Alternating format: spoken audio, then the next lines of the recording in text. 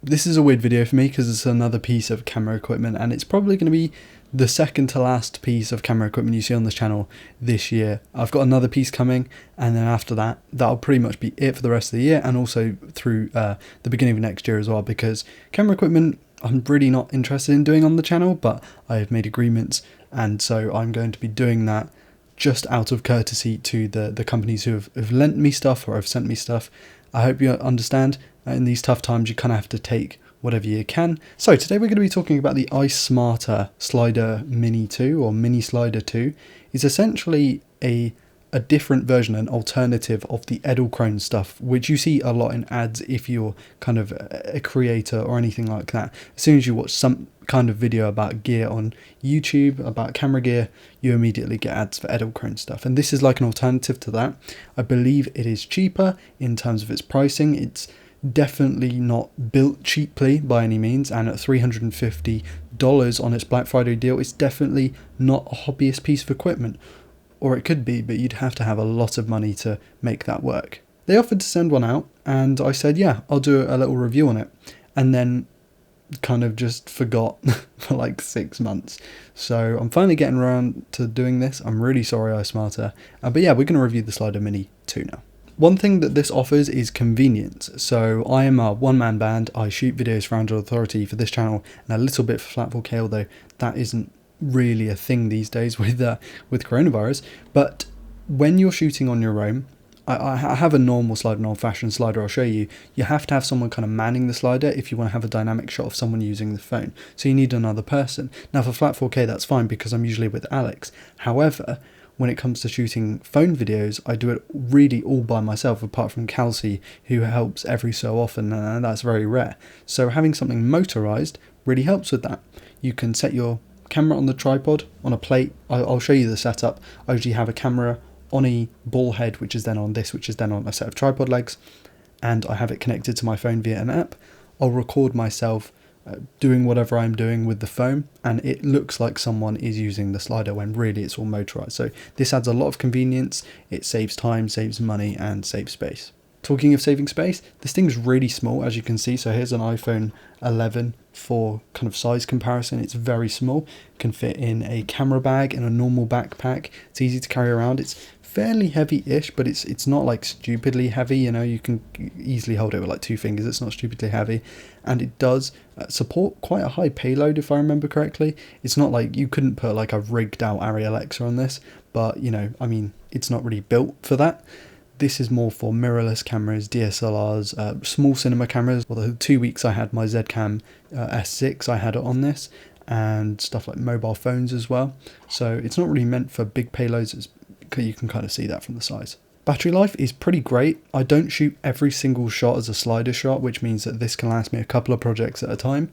This will last, you know, a week if I'm shooting twice in a week. It charges over USB-C, which is amazing. Thank you so much, Smartta. In fact, if I had to pick the best feature of this thing, it's the fact that it charges via USB-C. There's also a button on it that like you turn it on, but it also shows the battery indicator status thing. I'll get B-roll of that. Along with this, it does have a little jack that you can control the camera with, so you can use the app to start and stop recording, as well as controlling the actual slider. However, I never really got it to work with my A6300. It just didn't work whatsoever, and so I've just lost all the cables for it, because if it's not working for my camera, I don't see the point in keeping around the cables. However, that is an option if you have. I'll leave a link in the video description. You can check the supported camera list, because it is working for other cameras, just not my camera.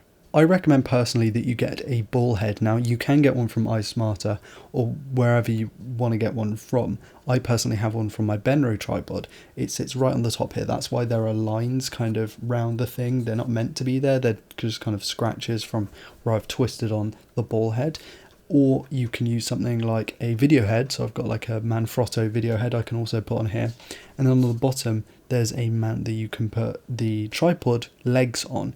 Now with this one specifically, I don't know if this is an adapter screw in here, but I couldn't get it out for some reason. It just was completely locked in there, and so I haven't been able to put it on my Benro tripod legs.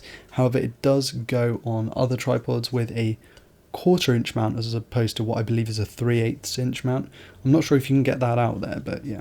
So for $350, is it worth buying the Smartta Slider Mini 1, 2, Slider Mini 2. I would say if you're a one-man band, maybe for YouTube, but also if it's really just making you money, then it's worth investing in one of these. If it's not your job, if you've got the money to spend, then definitely, it's a good slider. You should definitely try one out. However, it's a lot of money for something that might not net you a return, and so it's kind of difficult to justify. That's not really the slider's fault, that's just the fact that video gear costs a lot of money in the first place.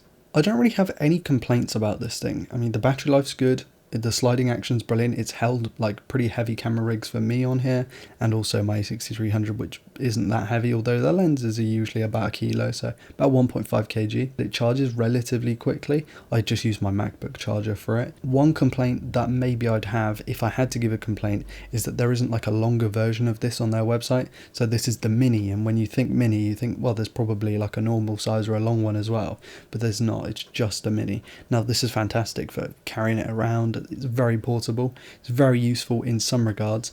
However, if you're on a bigger scene with a wider lens or like a bigger set, maybe you're filming a car or something larger, then you're going to want something longer than this, like the standard slider that I have down below at the tripod there. But conveniently, since I film phones, they're really small objects, and so I can use something like this and it gives me an adequate field of view kind of parallax shift.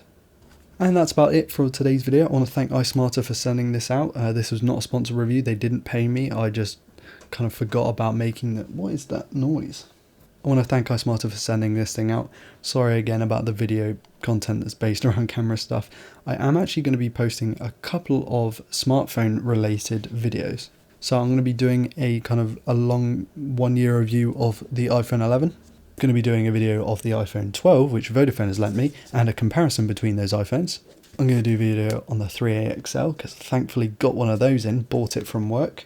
And I also bought a Galaxy Note 8 from work, so I'm going to be doing a video on that as well. As always, please do like, dislike, comment and subscribe if you're new around here to miss a video like this one. Also check out all my links in the video description. I want to give a massive shout out to Patreon, my patrons, for being amazing. Thank you so much for your continual support, even during my kind of rough patch. But I'm hopefully putting out 2 videos a week since I've already got quite a backlog. Stay tuned for Thursday. There's going to be a big video about iPhone 12 kind of series and the strategy behind it. So definitely get notified for that. I've been Ryan Thomas, and I'll catch you later. Peace.